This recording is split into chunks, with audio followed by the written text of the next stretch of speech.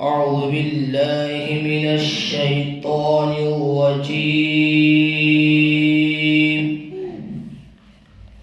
بسم الله الرحمن الرحيم.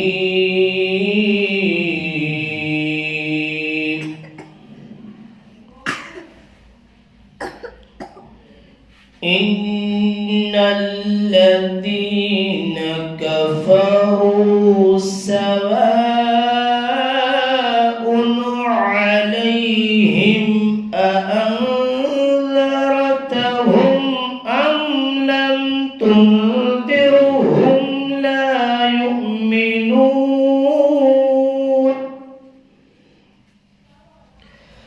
ختم الله على قلوبهم وعلى سمعهم وعلى أبصارهم غشاوة ولهم عذاب عظيم.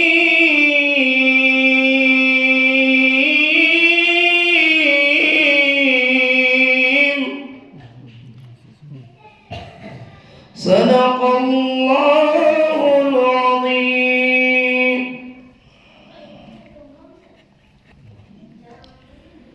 بے شک وہ لوگ جو کافر ہو چکے برابر ہے کہ آپ ان کو ڈرائیں یا نہ ڈرائیں، وہ ایمان نہیں لائیں گے. اللہ نے مہر کر دی ہے ان کے دلوں پر، ان کے کانوں پر اور ان کی آنکھوں پر پردہ ہے، اور ان کے لیے بڑا عذاب ہے.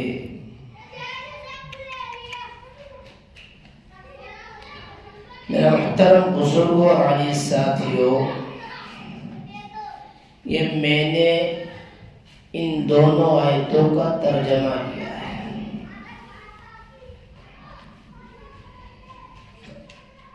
پیچھے سورہ بقرہ کی جو 5 آیتیں بیان کی گئی تھی، ان 5 آیتوں کے اندر یہ عرض کیا گیا تھا کہ قرآن کریم کتاب ہدایت ہے اور شک و شبہ سے بالا تر ہے.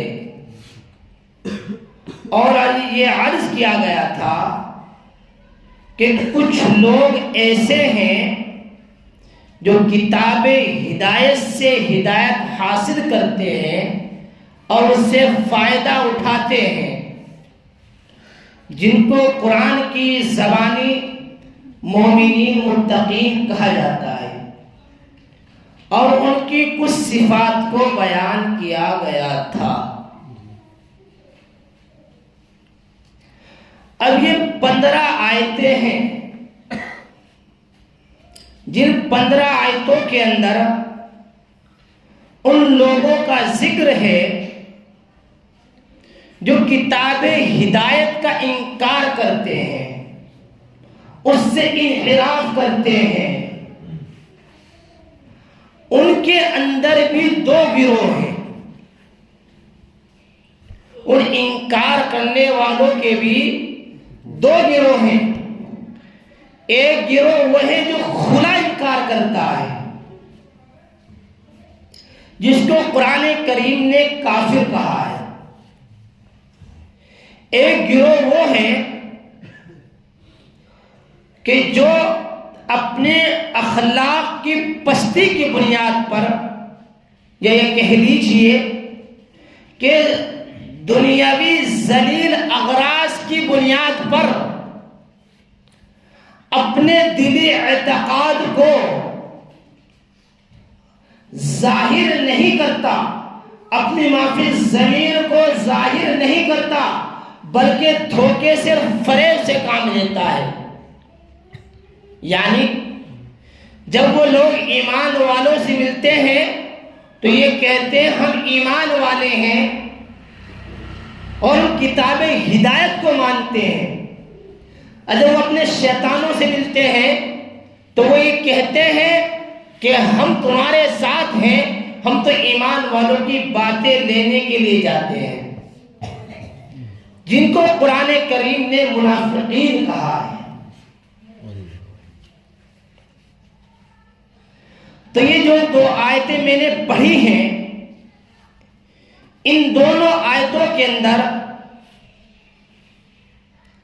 کافرین کا ذکر ہے، اور جو آنے والی 13 آیتیں ہیں ان کے اندر منافقین کا ذکر ہے، منافقین کا ذکر ہے۔ تو میرے بھائیوں، میرے بزرگوں، ان دونوں آیتوں میں اگر آپ سورہ بقرہ کی 20 کی 20 یہ ابتدائی جو آیتیں ہیں، ان میں اگر آپ غور کریں گے تو یہ سمجھ میں آتا ہے یہ ہمیں ایک چشمے ہدایت کا پتہ دیتی ہیں۔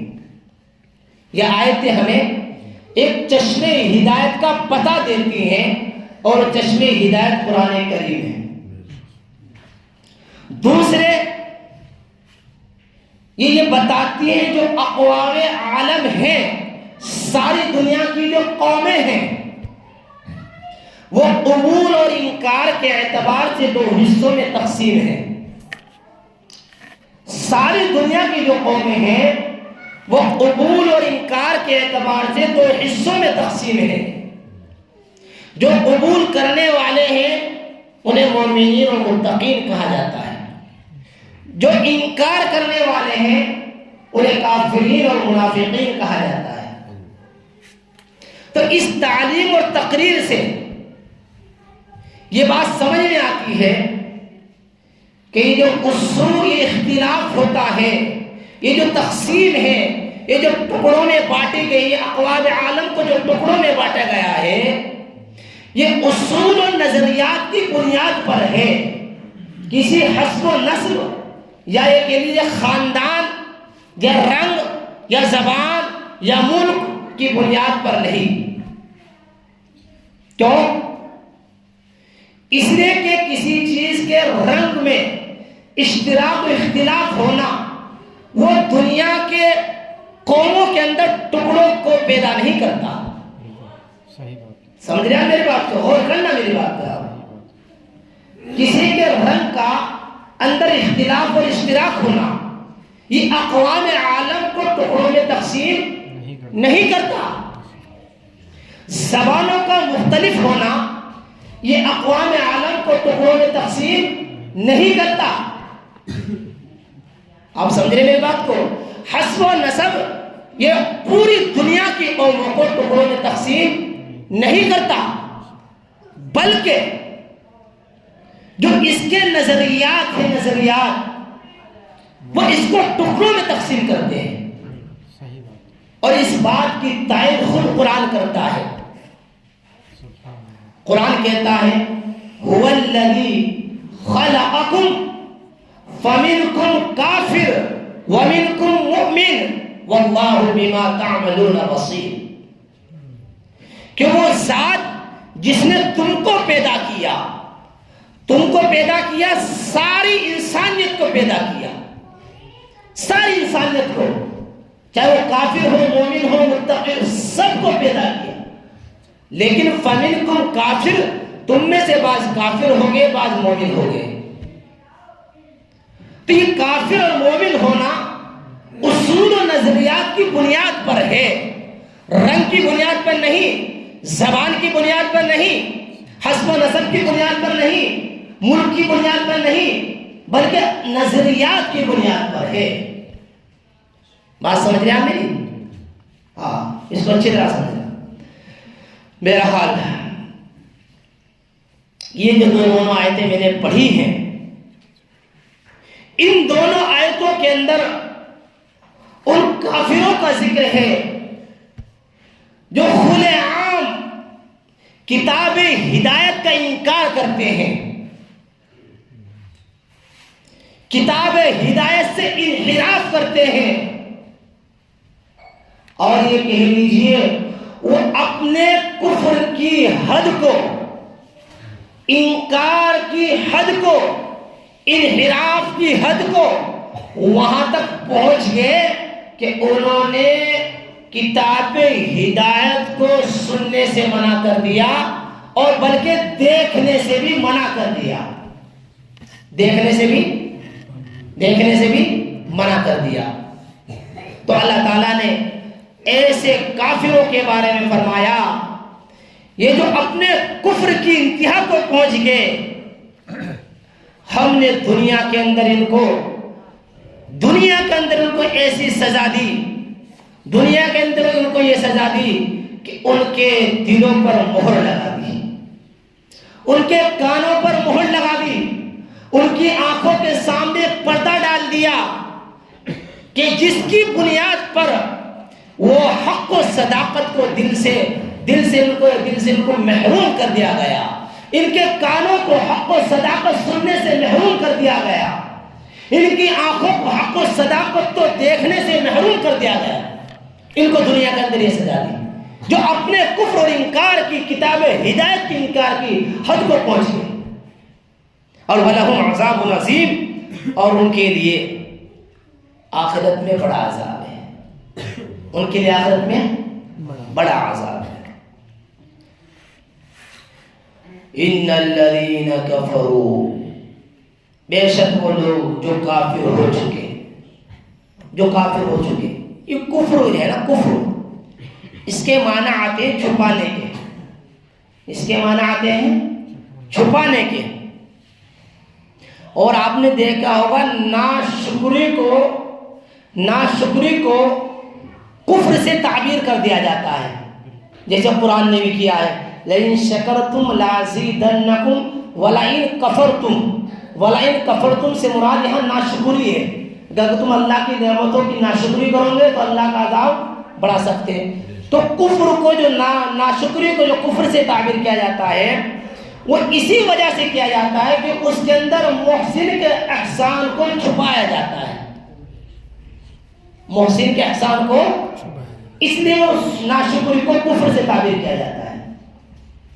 اور اس طرح شریعت میں کفر کہا جاتا ہے ان احکامات کا انکار کرنا جن کا ماننا ضروری ہے، جن کا ماننا، ان کے انکار کو کفر کہا جاتا ہے، اور انکار کرنے والوں کو کافر کہا جاتا ہے۔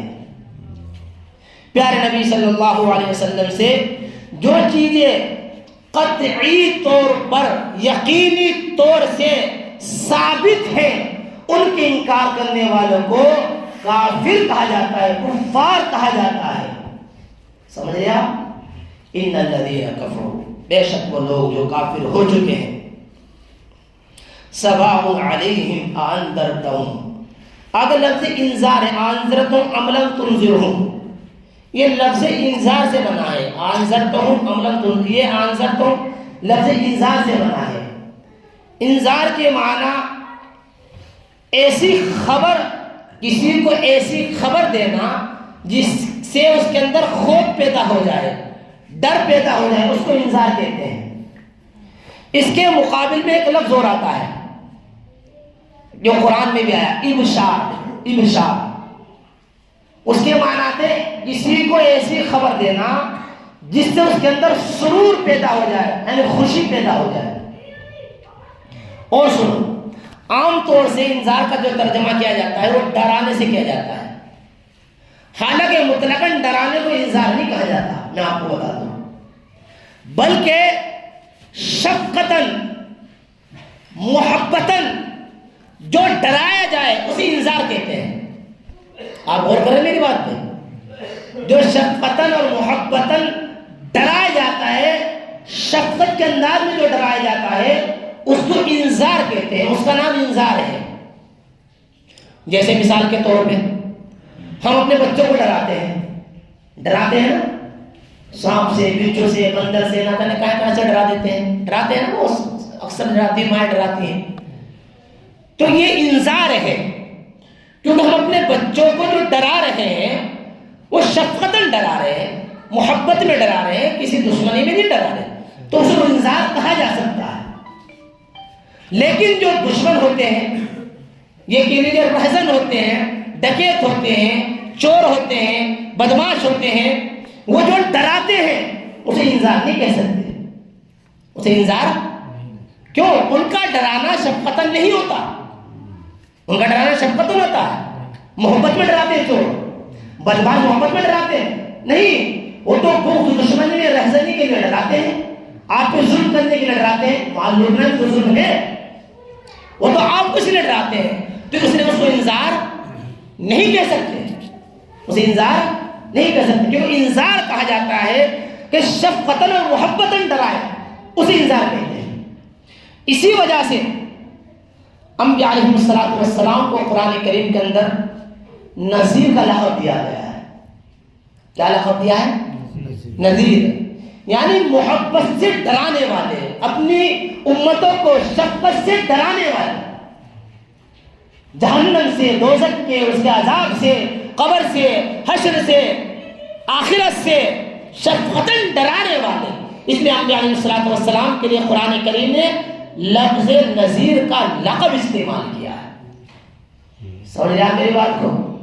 ہاں، تو جو لوگ مسلم ہیں، داعی ہیں، دعوت دینے والے ہیں، سن لینا اچھی طرح، اور سے سننا، جو لوگ دعوت دینے والے ہیں، جو اصلاح کرنے والے ہیں، ان کو اس سے ایک سبق ملتا ہے کہ انہیں اپنی دعوت میں، اپنی اصلاح میں لوگوں کے ساتھ ہمدردی کا معاملہ کرنا چاہیے، شفقت کا معاملہ کرنا چاہیے، کیوں؟ انذار انبیاء نذیر تھے، وہ شفقت سے ڈرانے تھے، تو جو ان کی دعوت دینے والے ہیں، جو انبیاء کی دعوت دینے والے ہیں، ان کو اس انذرتہم لم تنذر سے یہ سبق ملتا ہے کہ ان دعوت دینے والوں کے لیے، ان اصلاح کرنے والوں کے لیے دلوں کے اندر ہمدردی ہونی چاہیے سامنے والے کی۔ صرف ڈرانا کافی نہیں، بتانا کافی نہیں، یہ غلط ہو جائے گا، بلکہ شفقت ہونی چاہیے، ان کی ہمدردی ہونی چاہیے، اس سے یہ بات ملتی ہے۔ آپ غور کر رہے ہیں؟ سن لینا وہ سے اللہ ان الذین کفروا سواء علیہم اانذرتهم ام لم تنذرهم لا یؤمنون۔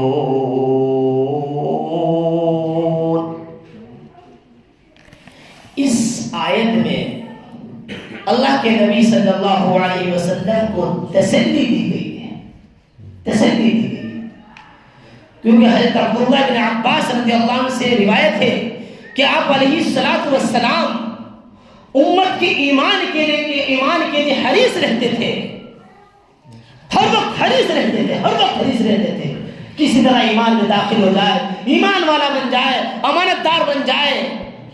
آپ علیہ السلام کو اس میں تسلی دی گئی ہے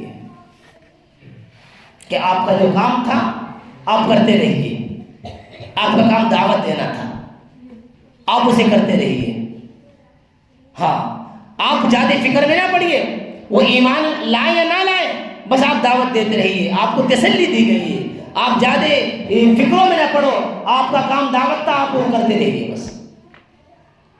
کیونکہ یہ کفار جو تھے، کفار، ان کی حالت یہ تھی، حق کو جاننے کے باوجود، صحیح بات کو جاننے کے باوجود، لیکن تکبر کی بنا پر، اپنے کج فہمی کی بنا پر، کج رائے کی بنا پر وہ حق کو قبول نہیں کرتے تھے۔ اور قبول تو بہت بڑی بات، قرآن کریم کو، کتاب ہدایت کو سننا بھی گوارا نہیں کرتے تھے، اس کو دیکھنا بھی گوارا نہیں کرتے تھے۔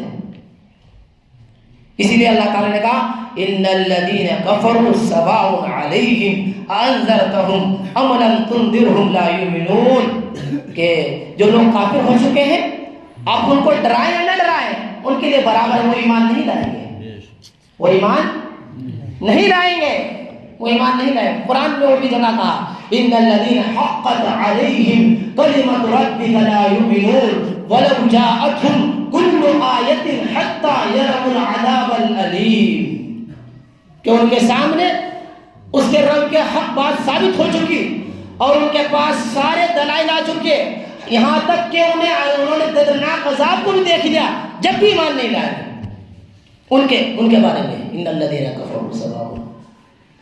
آپ بول رہے ہیں یہ بات قرآن سے بھی ثابت ہے. اللہ. اور بلکہ ایک جگہ ہے وَلَئِنْ أَتَيْتَ الَّذِينَ أُوتُوا الْكِتَابَ فِي آیَةٍ مَا تَبِعُوا قِبْلَتَكَ. حضرت خان رحمۃ اللہ نے لکھا ہے کہ جو اہل کتاب ہیں یہ اہل کتاب یہودی نصارہ یہ اہل کتاب ہی ہیں. ہاں اگر ان کے سامنے تم سارے دلائل پیش کر دو گے سارے دلائل لے کر آ جاؤ گے لیکن یہ تب بھی تمہارے قبلے کو قبول نہیں کریں گے. تب بھی تمہارے قبلے کو ہاں تو ان کے بارے میں یہ کہ یہ برابر ہے ان کو ڈرانا نہ ڈرانا برابر ہے. لا یؤمنون وہ ایمان نہیں لائیں گے. ان الذين كفروا سواء عليهم أنذرتهم أم لم تنذرهم لا يؤمنون. بات سمجھ رہے آپ سب جی. اللہ علیہم انذرتهم. ایک عجیب بات سمجھ میں آتی ہے اس سے بھی. قرآن میں کہتا ہوں قرآن تو دیکھو عجیب دریا سمندر ہے. قرآن کریم کی شان الگ ہے.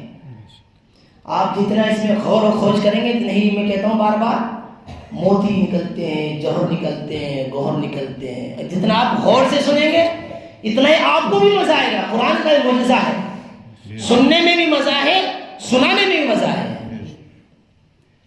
تو علیہم انذرتہم یہ جو کہا گیا ہے حالانکہ ان الذین کفروا کے بارے میں اور بھی بہت سی چیزیں ہیں. حضرت ابو عالیہ رحمۃ اللہ علیہ فرماتے ہیں کہ یہ جو آیت ہے ان کے بارے میں ہے جو جنگ احزاب کے اندر رئیس تھے سردار تھے ان کے بارے میں نازل ہوئی ہے. حضرت خان رحمۃ اللہ نے اس کے بعد لکھا اللہ عالم. پہلی تفسیر زیادہ واضح ہے بمقابل اس کے. بہرحال علیہم انذرتہم ام لم تنذرہم لا یؤمنون. برابر ہے ان کو ڈرانا یا نہ ڈرانا. سن لینا یہ برابری کفار کے لیے ہے پیارے نبی صلی اللہ علیہ وسلم کے لیے نہیں ہے. سمجھ لینا چاہیے بات کو کبھی آپ غلط سمجھ بیٹھے. یہ برابری کفار کے لیے ہے آپ علیہ الصلوۃ والسلام کے لیے نہیں ہے. کیوں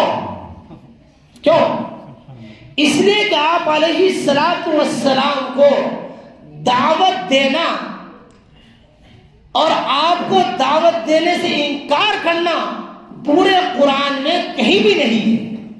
کہ اللہ تعالیٰ نے آپ کو دعوت دینے سے انکار کیا کہ آپ دعوت نہ دو. ان کو بھی آپ نے دعوت دی ہے. آپ نے دعوت ان کو بھی دی ہے جن کے آگے کا ذکر آ رہا آپ دیکھنا کیا ان کو بھی دعوت دی ہے. تو یہ برابری ڈرانے نہ ڈرانے کی ان خود کفار کے بارے میں آپ علیہ الصلوۃ والسلام کے بارے میں نہیں ہے. کیونکہ آپ کو دعوت سے منع نہیں کیا گیا کہ آپ دعوت میں تو مسجد پڑھ رہا ہوں کیا فائدہ. نہیں یہ نہیں ہے اس کے اندر. یہ غلط ہے. برابر کفار کے لیے ہے ڈرانا نہ ڈرانا. دعوت دینا نہیں دعوت تو دینی ہے. دعوت تو دینی ہے ضرور دینی ہے. یہ تو آپ کا کام تھا. یہ تو آپ کا مستقل کام تھا دعوت دینے کا. آپ غور کر رہے ہیں میری بات پہ. تو اس سے علیہم سے بات سمجھ میں آتی ہے کیونکہ علیہم ان کے لیے کن کفار. علیہم سے مراد کفار ہے. ہم سے مراد کفار ہے. تو اس سے بات سمجھ میں آتی ہے اگر کوئی داعی ہے مصلح ہے اصلاح کرنے والا دعوت دینے والا سمجھو غور سے. اس سے یہ بات سمجھ میں آتی ہے کہ اس کی دعوت دینے کا اثر ہو یا نہ ہو نصیحت کرنے والے کی نصیحت کا اثر ہو یا نہ ہو مصلح کی اصلاح کا اثر ہو یا نہ ہو مؤثر ہو یا نہ ہو لیکن سن لینا چاہیے اس داعی کے لیے اس مصلح کے لیے اس ناصح کے لیے فائدے سے خالی نہیں. آپ غور کر رہے ہیں فائدے سے خالی نہیں، اور سنو وہ ثواب سے محروم نہیں۔ وہ داعی نہ فائدے سے خالی ہے، وہ مصلح نہ فائدے سے خالی ہے، وہ ناصح نہ فائدے سے خالی ہے، نہ ثواب سے محروم ہے۔ وہ اس میں یہ دعوت مؤثر ہو یا نہ ہو، ناصح کی نصیحت مؤثر ہو یا نہ ہو، مصلح کی اصلاح مؤثر ہو یا نہ ہو، کیونکہ پیارے نبی صلی اللہ علیہ وسلم کو یہ کہا کہ ان کا برابر ہے ڈرانا، لیکن آپ نے دعوت دی، آپ دعوت سے رکے نہیں، تو کیا آپ ثواب سے محروم ہو گئے؟ نعوذ باللہ نہیں، آپ کو برابر ثواب ملے گا، برابر ثواب ملے گا، یہ آپ کے لیے نافع ہے، آپ کے لیے نافع ہے۔ بات سمجھ رہے آپ؟ ہاں، اس کے اندر داعی کو، مصلح کو، ناصح کو، مقرر کو، اور بڑھ کے کہہ دو مفسر کو، سب کو تسلی ہے۔ میرے اس کہنے سے آپ پہ اثر پہنچے نہ پہنچے، لیکن الحمدللہ الحمدللہ انشاءاللہ مجھے اس کا فائدہ ہوگا اور مجھے اس کا ثواب ملے گا۔ اگر آپ پہ اثر ہو جائے تو بہت نور علی نور، نور علی نور۔ علیہم سے بات سمجھ آتی ہے، ان الذين كفروا سواء عليهم انذرتهم ام لم تنذرهم لا يؤمنون۔ بے شک وہ لوگ جو کافر ہو چکے برابر ہے کہ آپ ان کو ڈرائیں یا نہ ڈرائیں۔ ختم اللہ علی قلوبہم وعلی سمعہم وعلی ابصارہم غشاوہ ولہم عذاب عظیم۔ کیوں؟ ان کو ڈرانا ہے نہ ڈرانا برابر کیوں ہے؟ آگے بیان کیا کہ اللہ تعالیٰ نے ان کے دلوں پہ مہر لگا دی، اللہ تعالیٰ نے ان کے دلوں پر مہر لگا دی، ان کے کانوں پر مہر لگا دی، ان کی آنکھوں پر پردہ ہے۔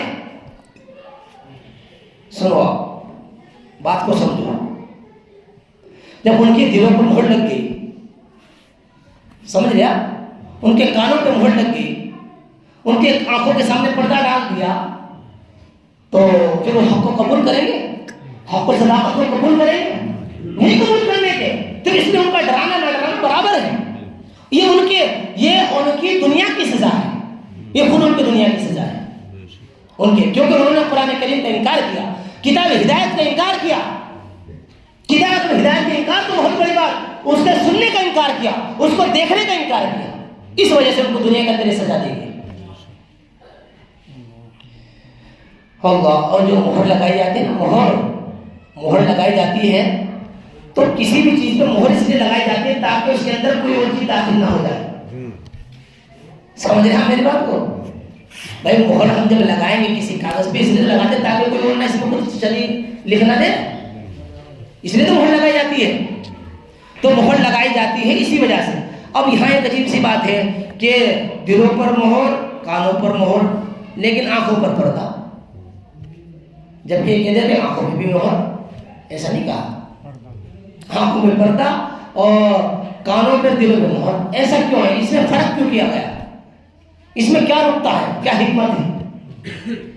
میں کہتا ہوں قرآن کے اندر حکمتوں سے بھرا ہوا ہے، نقطوں سے بھرا ہوا ہے قرآن کے اندر۔ سنو، جو دل ہوتا ہے انسان کا دل، اس میں مضامین چاروں طرف سے آتے ہیں،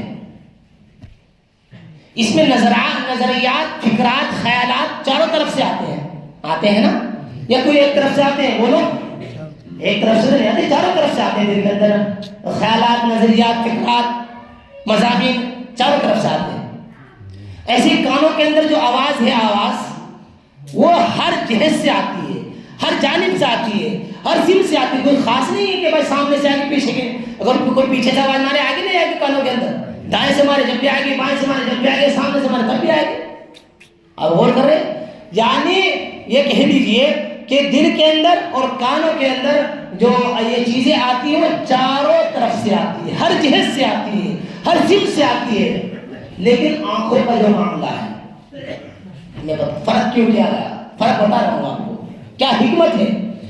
آنکھوں سے جو چیزوں کا ادراک کیا جاتا ہے، آنکھوں سے جو چیزوں کو جانا جاتا ہے، میں اس کو جان رہا ہوں آنکھوں سے، جانو یہ موبائل ہے، یہ پنکھا ہے، یہ قرآن ہے، آنکھوں سے ان کا ادراک کر رہا ہوں، میں جان رہا ہوں. تو یہ آنکھوں سے جو ادراک ہوتا ہے یہ آگے سے ہوتا ہے. یا پیچھے پیچھے دیکھ رہا ہوں، میرے پیچھے کیا ہے؟ بتا دیکھوں، آپ کو معلوم ہے آپ کے پیچھے کیا ہے؟ نہیں ہے. آنکھوں سے جو چیزوں کی ادراک ہوتا ہے، جانا جاتا ہے، وہ آگے سے جانا جاتا ہے. اس لیے اللہ نے کہا وَعَلَىٰ أَبْصَارِهِمْ، آنکھوں کے سامنے پردہ ڈال دیا، دلوں پہ مہر لگا دی، کانوں پہ مہر لگا دی، کہیں سے نہیں ہم کو صداقت قبول ہونے کی، سامنے پردہ ڈال دیا. کہاں سے قبول ہو؟ بولو. چاروں طرف سے مہر لگی. ختم اللہ، یہ دنیا کی سزا ہے، ان کافروں کی ہے، دنیا کی سزا ہے. ختم اللہ علی قلوبہم وعلی سمعہم وعلی ابصارہم غشاوہ. اللہ اللہ. یہاں ایک بات ہے، ایک اعتراض کیا جا سکتا ہے، ایک شبہ کیا جا سکتا ہے. کیا کہ جب اللہ تعالیٰ نے ان کے دلوں پہ مہر لگا دی، آپ غور ہونا، ان کے دلوں پہ مہر لگا دی، کانوں پہ مہر لگا دی، آنکھوں میں پردہ ڈال دیا، سمجھے؟ تو پھر ان کو عذاب، وہ معذور ہو گئے، ان کو پھر تو معذور ہو گئے، پھر ان کو عذاب کیوں دیا جا رہا؟ آپ غور کرنا بھائی، ان کے مہر لگا دی، پردہ ڈال دیا، تو یہ تو معذور ہو گئے پھر حق و صداقت سے، پھر ان کو عذاب کیوں دیا جا رہا؟ یہ شبہ کیا جا سکتا ہے. تو اس کا جواب سننا، اس کا جواب یہ ہے شبہ کا، یہ مہر لگانا، یہ مہر لگانا، پردہ ڈالنا، سنیا، اس کے اصل میں اس کی تفسیر یہ ہے کہ جو سورہ مطففین کے اندر ہے، بل ران علی قلوبہم ما کانوا یکسبون، کہ ان کے دل جو زنگ بیٹھا ہوا ہے ان کے دلوں پر، وہ ان کے اعمال کی وجہ سے ہے. آپ غور کرنا، ان کے دلوں پہ جو زنگ بیٹھا ہوا ہے، ما کانوا یکسبون، ان کے اعمال کی وجہ سے ہے. اللہ نے جو مہر لگائی ہے، یہ جو پردہ ڈالا ہے، خود ان کے اعمال کی بنیاد پر ہے. یعنی وہ اس فعل کے فاعل خود ہیں، اس چیز کے مسبب وہ کفار خود ہیں. کیوں؟ اس لیے کہ وہ کفر کی انتہا کو پہنچ گئے، انہوں نے حق جاننے کے باوجود، سمجھنے کے باوجود خود انکار کیا ہے تکبر کی بنیاد پر. تو اس کے فعل کے فاعل کون ہوئے؟ بولو، خود کفار ہوئے، خود کفار ہوئے، اللہ نہیں، اللہ نہیں. آپ غور کرنا اس بات پہ، جواب پہ غور کرنا. اللہ اس فعل کے فاعل نہیں ہے، اس کے خود فاعل کون ہے؟ خود کفار ہے، کیونکہ ان کے اعمال کی بنیاد پر ان کے دلوں پر زنگ بیٹھا ہوا ہے، اللہ نے نہیں بٹھایا. آپ غور کرنا میرے جواب پر، اللہ نے یہ زنگ نہیں بٹھایا جو ختم اللہ علی قلوبہم کے اندر بیان کیا تھا مہر کی شکل میں. یہ زنگ تو خود ان کے اعمال کی بنیاد پر ہے. تو فاعل کون ہوا اس کا؟ خود کفار ہوئے. اس کے سبب کے مسبب کون ہوئے؟ خود کفار ہوئے، اللہ نہیں، اللہ نہیں، بلکہ اللہ تعالیٰ کو تمام افعال کے خالق ہے. سننا، اللہ کو تمام افعال، جتنے ہم کام کرتے ہیں، تمام کاموں کے خالق ہے. اللہ تعالیٰ نے تو ان کے اس فعل کو جس کی وجہ سے ان کے دلوں پہ زنگ لگ گیا، مہر لگ گئی، پردہ دل گیا، آنکھوں پہ، کانوں پہ مہر لگ گئی، اللہ نے ان کے دل تک پہنچایا ہے. سنیا میری بات کو، اللہ نے اس فعل کو ان کے دلوں تک پہنچایا ہے. کرنے والے خود کفار ہیں، اللہ نہیں ہے۔ اللہ نے مہر جو لگائی ہے ان کے دلوں پر، اپنی طرف جو نسبت کی اس مہر کی، وہ خود کفار نے لگائی۔ اس فعل کے فاعل خود میں ہے۔ اللہ تو تمام افعالوں کے خالق ہے، تمام کاموں کے خالق ہے۔ جواب سمجھ میں آ گیا آپ کے؟ جی سمجھ میں آیا۔ سمجھ میں آیا تو جواب؟ ہاں۔ ختم اللہ علی قلوبہم وعلی سمعہم وعلی ابصارہم غشاوہ وَلَهُمْ عَذَابٌ عَظِيمٌ۔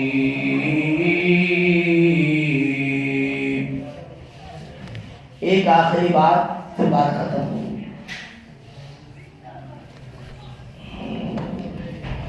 اس سے ایک بات سمجھ میں آتی ہے رائتوں سے۔ کیا سمجھ میں آتا ہے؟ یہ سمجھ میں آتا ہے کہ کفر کی سزا، ہر گناہ کی سزا اللہ تعالی آخرت میں دیں گے۔ آپ غور کرنا۔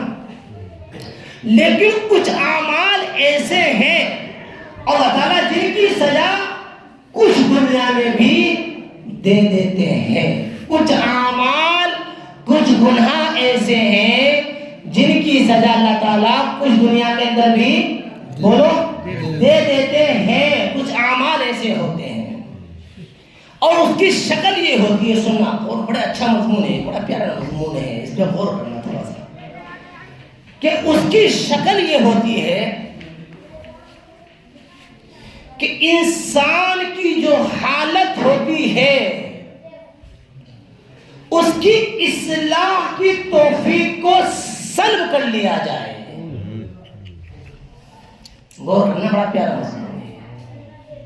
اللہ تعالیٰ کچھ گناہوں کی سزا دنیا میں بھی دے دیتے ہیں اور اس کی شکل یہ ہوتی ہے کہ جو اصلاح حال کی ہونی تھی اللہ اس توفیق کو سلب کر لیتے ہیں، چھین لیتے ہیں، ختم کر دیتے ہیں، جس کی وجہ سے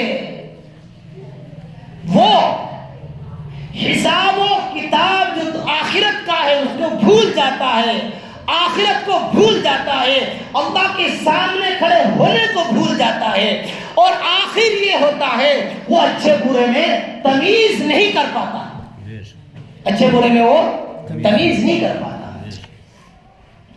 بعض بزرگوں نے، اور وہ گناہوں میں بڑھتا چلا جاتا ہے، وہ گناہوں میں بڑھتا چلا جاتا ہے، گناہ کرتا ہے، بڑھتا چلا جاتا ہے۔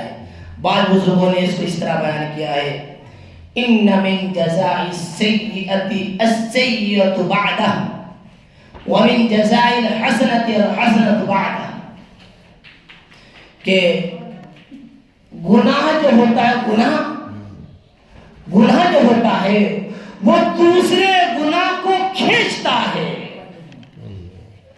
گناہ، ایک گناہ دوسرے گناہ کو کھینچتا ہے، یہ گناہ کی سزا ہے۔